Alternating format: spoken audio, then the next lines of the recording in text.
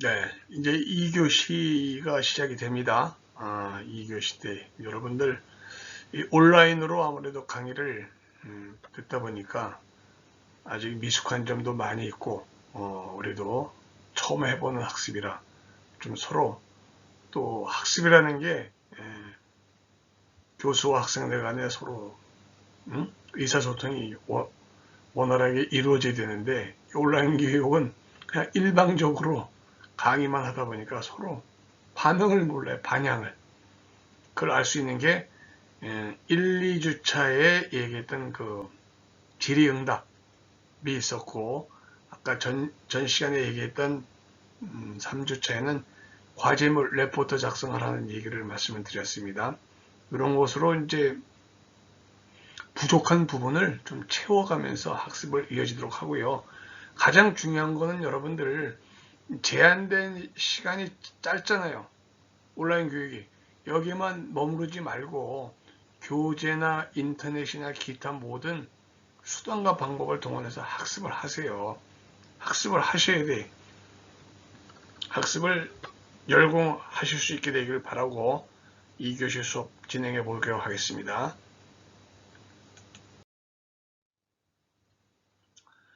자, 우리가 1교시 때는 장애인 복지의 그 아이디얼리즘, 이념에 대해서 왜 이념을 이렇게 중요하게 여기냐. 모든 예를 들어서 집을 짓더라도 그 집을 짓기 위해서 기초공사가 중요하죠. 장애인 복지를 공부하는 학생이 장애인 복지 이념을 모른다면 거기다가 무엇을 또 세울 수 있겠어요.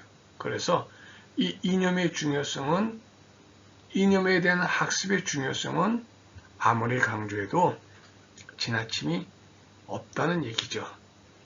자, 이 이념에서 우리가 두 번째 차시에 배울 것이 바로 개별적 모델과 사회적인 모델이라는 것을 나눠서 생각해 보는 겁니다. 여기서 말하는 장애인 복지 개별적 모델은 이 무슨 뜻이냐? 그러면 개인 중심적 모델이고 또 이것이 장애인들의 문제, 신체, 정신, 기타 등 이 문제 중심으로 포커스를 맞추고 치료해야 된다는 전 시간에 얘기했던 노멀라이제이션보다는 분리 이념에 가깝죠. 그래서 이 문제가 있는 장애인들을 모아서 별도의 시설에 수용을 하고 또 치료 중심의 접근법이었었죠. 그러니까 이것은 개인별 이렇게 어프로치하는 모델이다 하는 겁니다.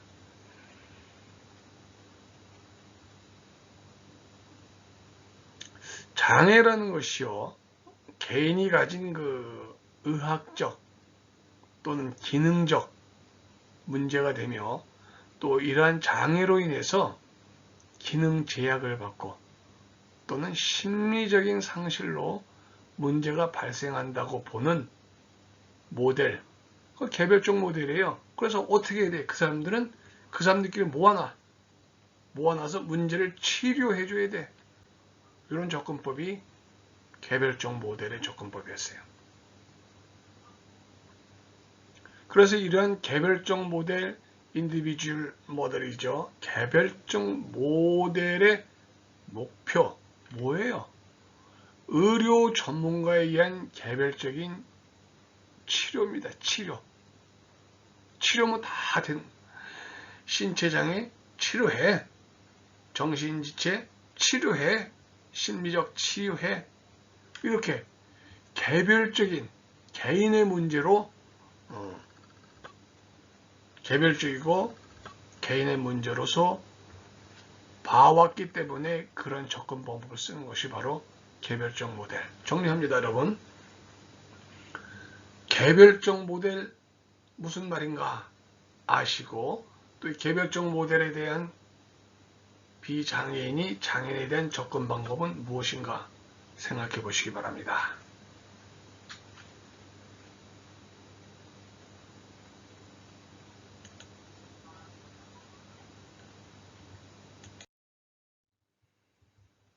네, 이제는 우리가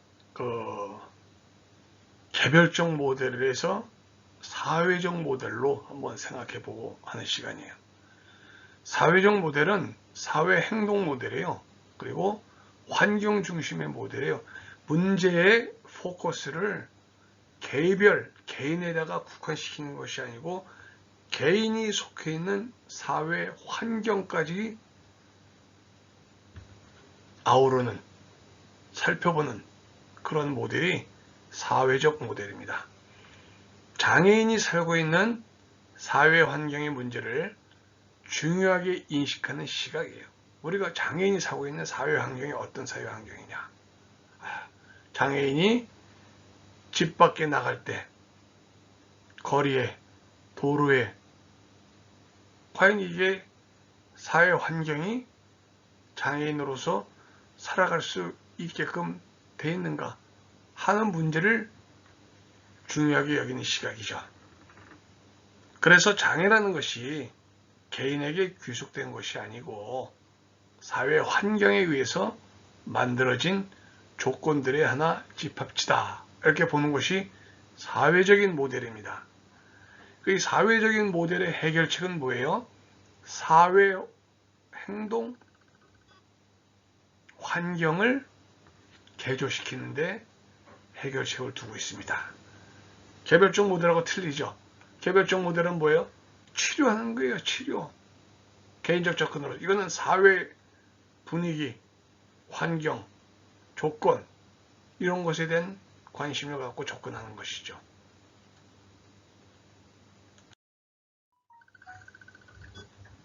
네. 장애인 복지 이념에서 우리가 도표에 나와 있는 그 재활 모델과 자립생활 모델을 한번 살펴보도록 하겠습니다.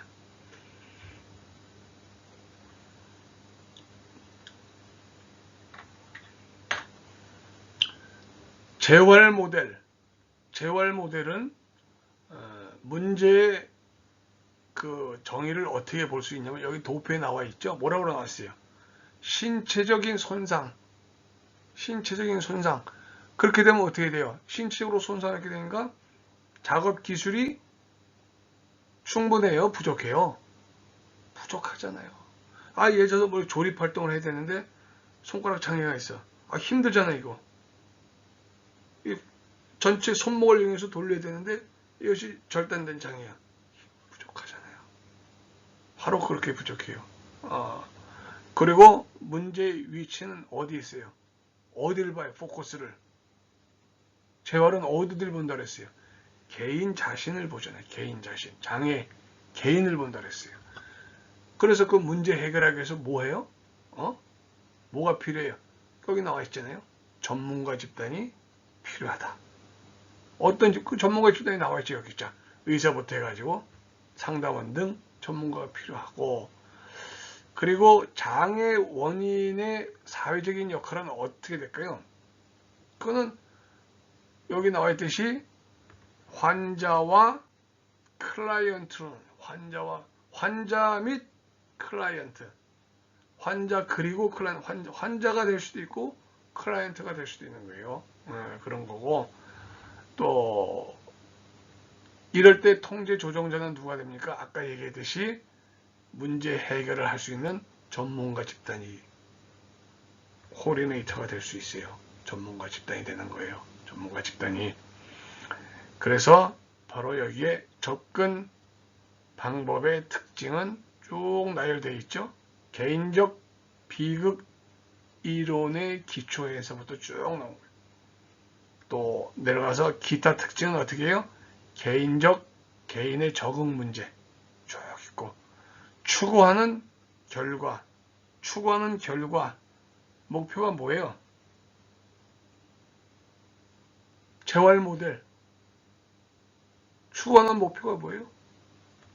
ADL Activities daily of living이지. 자, 밥 먹어, 세수해, 옷 입어, 화장실 가서 용변 보고 옷 추수. ADL, 일상생활에 목표를 두고 있는 것이 재활 모델이죠. 반면에 바로 옆에 있는 자립생활 모델. 자립생활 모델은 문제 정의를 어떻게 봤어요? 뭐로 봤어요? 뭐로 봤어? 신체적 손상 또는 작업기술의 부족으로 봤어요? 사회적 억압으로 봤어요. 사회적으로 그로 인해 가지고 사회적으로 차별화시키고 집단 수용시키고 문제 있으면 치료에만 국한하고 그렇게 봤어요. 응? 그렇게. 응? 그러나 자립생활 모델은 재활 모델이 그렇게 봤을 때 자립생활 모델은 사회적 문제로 보는 거예요. 사회적 문제. 그래서 문제 취지가 뭐예요? 문제 취지가 바로 환경과 사회를 본 거예요. 그러면 재활 모델에서 문제 취지는 뭐예요? 장애를 입은 개인이야. 내 탓이야, 내 탓이야, 내 탓이야. 아니야, 내 탓도 있지만 사회적인 문제도 있어. 어떤 게 더 바람직스러울까요? 생각해 보시고. 그리고 문제 해결할 때 재활 모델은 어떻게 한다 그랬어요? 전문가 집단, 의사 등, 복지 전문가 등 이렇게 해서 전문가 집단이 필요하지만은 이 자립생활 모델에서 전문가 집단은 자립생활 모델에서 문제 해결은 누가 해요? 이거는 여기 나와 있듯이 동료 필요하죠. 또는 상담원에 필요합니다. 옹호해 주죠.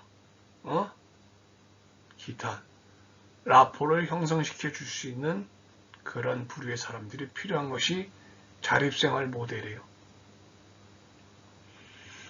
여기서 장애인의 사회적 역할이 우리가 재활 모델에서는 이분이 환자이면서 클라이언트가 된다고 그랬어요. 환자이면서 클라이언트예요. 하나, 여기서 말하는 거기 자립생활 모델에서는 뭐가 돼? 이 자체가 컨슈머가 되는 겁니다. 소비자가 되는 거예요. 개념이 컨슈머가 되는 거예요. 네, 그래서 통제 조정자가 자립생활 모델에서는 누구예요? 바로 소비자 자신이 통제를 조정할 수 있어요. 하나, 재활 모델에서는 통제 조정자가 누가 됐어요? 의사 등 전문가 집단이었다는 차이점 기억하시면 돼요. 이렇게 비교를 한 번씩 쭉 보면 알 수 있어요. 접근 방법의 특징은 또 무엇이 있고 기타 특징은 또 뭐고 또 추구하는 결과 목표가 뭐다. 아까 우리가 재활 모델에서는 추구하는 재활 목표가 뭐라고 그랬어요? ADL이라고 했죠. 그럼 여기 자립, 생활, 모델, 추구하는 목표가 뭐예요? 말 그대로 자립, 생활이에요. 단순히 ADL에 머무르지 않고 자립생활까지 올라가게끔 해주는 거예요. 어때요? 뭐가 더 멋있어요? 재활 모델을 넘어서는 자립생활 모델. 또 바람직스럽지 않습니까? 예, 거기까지 이어져야 된다고 하는 거죠. 네, 이번에는 이제 장애인에 대한 비장애인의 태도에서 태도의 구성 요소가 무엇인가를 한번 알아보는 거예요.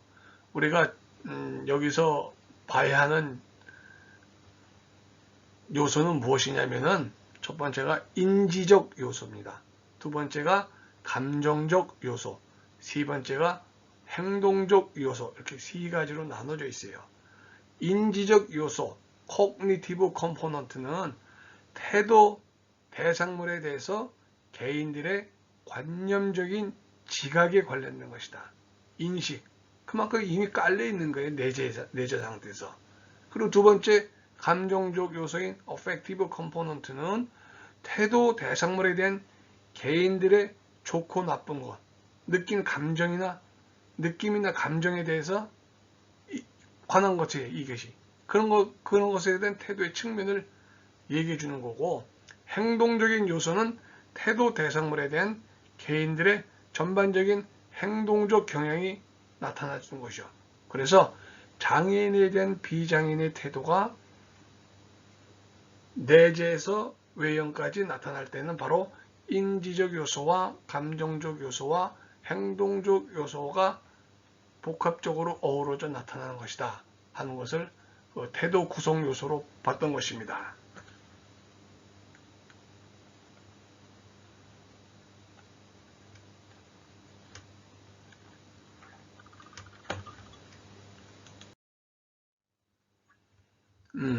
장애인에 대한 그 비장애인의 태도를 보게 되면요, 여기는 중요한 문제가 항상 있어요. 장애인에 대한 부정적인, 긍정적인 얘기는 안 나와요. 부정적인 하나 스테레오타입이죠. 고정관념이 꽉 들어차 있다는 거예요. 그 좋은, 그 긍정적인 관념이 고정되어 있으면 좋은데 부정적인 관념이 형성이 되어 있다는 점과 또 장애인에 대하여 방향되어 있지 않아요. 이것이 이제 not the disabled oriented 방향 설정이 안 되는 거예요. 다 이것은 바람직스럽지는 않다. 그러니까 개선되어야 될 문제다 하는 것을 강조드립니다. 이렇게 해서 2교시 수업은 마치고 이어서 3교시로 이어지겠습니다.